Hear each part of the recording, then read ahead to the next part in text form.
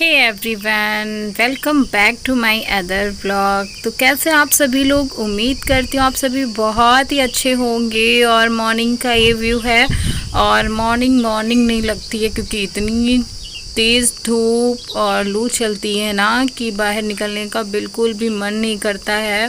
और तो यहाँ पे मॉर्निंग का ये 8 बजे का है और 8 ही बजे 6 बजे तो आसपास धूप आ ही जाती है और ये 8 बजे का टाइम हो रखा है। तो अभी आप लोग बने रहिए, न्यू आते हैं तो चैनल को सब्सक्राइब करें। किचन के साइड आओ पूजा, किचन के साइड आओ, इधर किचन के साइड आओ पूजा। पूजा कि, किचन के साइड आओ।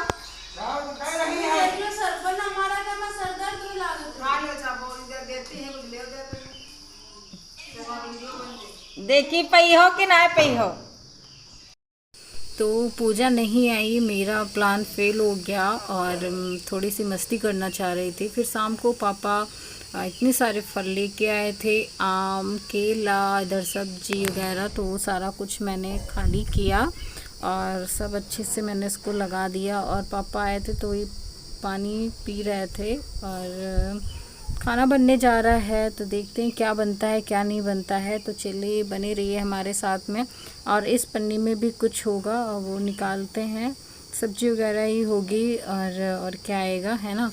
तो फिर देखते हैं क्या बन रहा है क्या नहीं। तो यहाँ पे भाभी और मम्मी, भाभी रोटी बना रही हैं, मम्मी रोटी बेल रही हैं, पूजा भी कोई काम में लगी हुई हैं।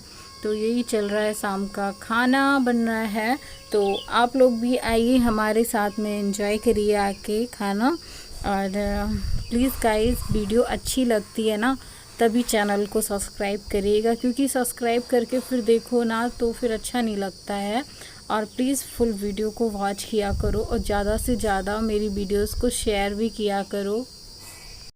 तो यहाँ पे मैं क्यों रो रही थी, मैं अपने बाबू को बहुत ज़्यादा मिस कर रही थी और बहुत ज़्यादा मुझे उनकी याद आ रही थी, बहुत कमी महसूस हो रही थी मुझे।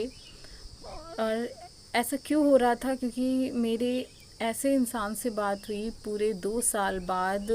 2 साल बाद मैंने उनकी आवाज़ सुनी, क्योंकि बहुत ही अच्छा हमारा रिश्ता रहा है बाबू की वजह से। क्योंकि बाबू की वो रिश्ते में बहुत ही प्यारा रिश्ता था उनका, भाई बहन का। मतलब उनकी वो मैं इस वीडियो में नहीं बता सकती क्योंकि उन लोगों को पता चल जाएगा तो उनको भी मना कर देंगे बात करने के लिए, है ना। क्योंकि उसने बोला था बताइएगा नहीं भाभी कि मेरी बात हुई थी, इस वजह से मैं नहीं बता सकती कि उनका क्या रिलेशन था। बस ये बता रही हूँ कि वो उनका भाई और बहन का रिलेशन था। तो मुझे तकलीफ़ हुई कि हमारी भी नंद हैं, 3 नंद हैं और आज तक किसी ने मुझसे बात तक नहीं करी। और आज मेरी उनसे बात हुई तो मुझे बहुत ही अच्छा लगा, दीदी से बात करके बहुत ही अच्छा लगा। और आपने मुझसे बात किया उसके लिए थैंक यू। अनिका को पूछा, अनिका का हाल चाल पूछा तो मुझे बहुत खुशी हुई। Good evening friend.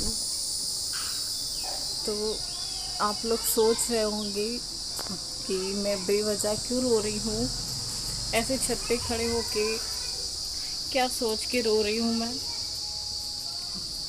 तो मेरी किस्मत में है रोना, इसलिए रो रही हूँ क्योंकि बहुत लोग कहेंगे जब देखो रोया करती है।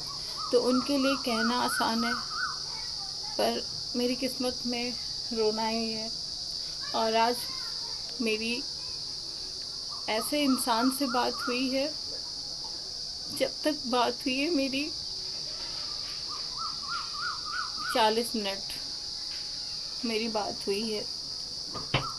40 मिनट में मेरे आंसू बंद नहीं हुए क्योंकि पूरे 2 साल बाद उस इंसान से मेरी बात हुई है। फीमेल है, मैं नाम नहीं लूँगी क्योंकि ससुराल वालों को पता चल जाएगा कि कौन था कौन नहीं। और बस बाबू की बहुत ही बाबू के ही अपनी थी वो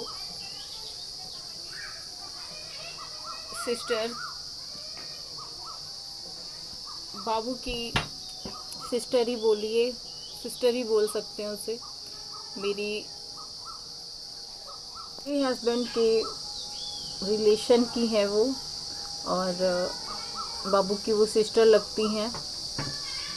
हम लोगों में बहुत अच्छी बॉन्डिंग थी, बहुत अच्छी। काफ़ी टाइम तक हम लोग साथ भी रहे हैं। जब वो आती थी छुट्टियों में तो साथ में भी रहे हैं। पूरे 2 साल बाद उससे मेरी बात हुई, उनसे मेरी बात हुई पूरे 2 साल बाद। कह रही थी कि भाभी आपका नंबर नहीं था, पता नहीं कैसे मैंने आपका नंबर निकाला है, लिया है। बहुत मन लगा था आपसे बात करने का। दादा को अपनी मिस कर रही थी। कहते हैं इंसान चला जाता है, ससुराल वालों ने सारे रिश्ते ख़त्म कर दिए, पर ये रिश्ते ख़त्म करने से भी नहीं ख़त्म होते हैं। आज मैंने उससे बात की, अपने दिल की सारी बातें उससे बताई। उसने मुझे समझाया भी, वो भी रो रही थी अपने दादा को याद करके। बस इसलिए रोना आ रहा है। मिस यू बाबू। बिल्कुल अच्छा नहीं लगता, पर खुशी है कि अपनों ने साथ छोड़ा, तो वो भी हमारी अपनी ही है। और बहुत अच्छा हमारी बॉन्डिंग थी। आती थी, मुझे वो बहुत अच्छे से जानती है, मैं भी उससे बहुत अच्छे से जानती थी। कह रही थी भाभी मैं नहीं आ पाई थी दादा को देखने, क्योंकि उस टाइम पे लॉकडाउन था, आप लोग जानते हो, जब मेरे हस्बैंड की डेथ हुई थी। पर दादा की फ़ोटो देखती हूँ तो बहुत रोना आता है। यही सारी चीज़ें हैं, क्या बोलूँ, इसलिए परेशान हूँ। चलिए बाद में मिलती हूँ आप लोगों से। तो गाइस, खून के रिश्ते से भी बढ़ के कोई रिश्ता होता है, वही है हमारा रिश्ता। तो यहाँ मॉर्निंग में पूजा दे रही थी रोटी, तो पूजा बहुत ज़्यादा डरती है, इसलिए दूर से रोटी दे दी, क्योंकि हमारे मोहल्ले में बहुत लोगों के मतलब काटने की कोशिश की है, और इसलिए हम लोग डरते थे, इसलिए दूर से रोटी दे दी। भूखे तो बहुत ज़्यादा थे, एक नहीं दो दो आए हुए थे। तो वही बच्चे देख रहे थे, हम लोग खड़े हुए, तो अभी शूट कर लिया मैंने। और ये ब्लॉग 3 दिन में मैंने शूट किया है, थोड़ा थोड़ा सा करके, और एक दिन में ही मैंने इसको दिखा दिया है आपको, क्योंकि ज़्यादा कुछ मन नहीं करता है मेरा वीडियो वगैरह शूट करने का, इस वजह से। तो देख सकते हो बार फिर से वो दोबारा से आया हुआ है, दूसरा वाला उधर से चाची के घर से निकल के, और वही सारे बच्चे देख रहे थे। और अभी हम आपको दिखाएंगे छोटी सी प्यारी सी बिल्ली, और पड़ोस में मतलब बिल्ली ने बच्चे दिए थे, तो बहुत ही क्यूट सी उसकी बच्ची है छोटी सी, उसको लेके आएंगे और आपको दिखाएंगे। मुझे तो बहुत ज़्यादा डर लगता है, लेकिन छोटे छोटे बच्चे हैं ना, उनको बिल्कुल भी नहीं डर लगता, और मेरी भाभी को तो बिल्कुल नहीं लगता, वो तो हाथ से ही पकड़ लेती हैं। और पूजा ने फिर दूसरे वाले को भी रोटी दे दी है, तो वो भी बैठ के आराम से खा लेंगे, क्योंकि भूखे रहते हैं और कुछ खाने को मिलता नहीं है ना, इस वजह से। तो अभी हम आपको कैट दिखाते हैं, है ना प्यारी सी क्यूट सी। और टाइसन बहुत शोर मचा रहा था, क्योंकि टाइसन को पता नहीं कैसे पता चल गया कि घर में बिल्ली आ गई है। जब से टाइसन मेरे घर में है ना, तब से बिल्ली हमारे घर में कभी भी नहीं आती है। और टाइसन को हमारे घर में आए हुए 9 साल हो गए हैं, और तब से हमारे घर में 9 साल से बिल्ली बिल्कुल भी नहीं आती है। तो ये आई हुई है ना, तो टाइसन को पता नहीं कैसे पता चल गया, तो इतना शोर मचा रहा था, इस वजह से मुझे वॉइस ओवर करना पड़ा। और बहुत ही प्यारी लग रही थी। अनिका कह रही मैंने पहली बार बिल्ली का बच्चा देखा है। और भाभी मेरी बिल्कुल भी नहीं डरती, वो हाथ से ले लेंगी। ये देखो ले लिया। मुझे बहुत ज़्यादा डर लगता है बिल्ली या मतलब किसी भी जानवर से, पता नहीं क्यों मुझे बहुत ज़्यादा डर लगता है।